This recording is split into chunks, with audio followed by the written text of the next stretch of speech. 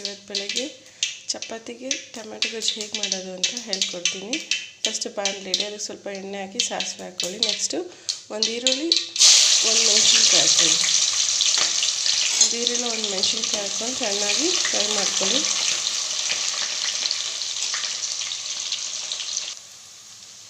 ಈರುಳ್ಳಿ ಚೆನ್ನಾಗಿ ಫ್ರೈ ಆಗಿದೆ, ಅದಕ್ಕೆ ಒಂದು 4ರಿಂದ 5 ಟೊಮೆಟೊ ಹಾಕ್ಕೊಳ್ಳಿ. ರುಚಿಗೆ ತಕ್ಕಷ್ಟು ಉಪ್ಪು, 1 ಟೇಬಲ್ ಸ್ಪೂನ್ ಖಾರ, ಒಂದು ಚೂರು ಅರಿಶಿನ, ಸ್ವಲ್ಪ ಕೊತ್ತಂಬರಿ, ಕರಿಬೇವು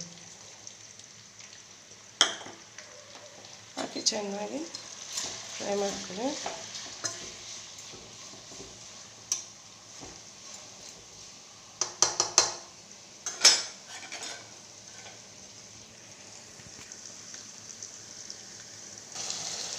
ನೋಡಿ ಚೆನ್ನಾಗಿ ಫ್ರೈ ಆಗ್ತದೆ. ಅದಕ್ಕೆ ಸ್ವಲ್ಪ 1/2 ಟೇಬಲ್ ಸ್ಪೂನ್ ಸಾಂಬಾರು ಪೌಡರ್ ಹಾಕ್ಕೊಳ್ಳಿ, ಟೇಸ್ಟ್ ಚೆನ್ನಾಗಿರುತ್ತೆ. ಹಾಕ್ಕೊಂಡು ಒಂದು 5 ನಿಮಿಷ ಬೇಯಿಸ್ಕೊಳ್ಳಿ.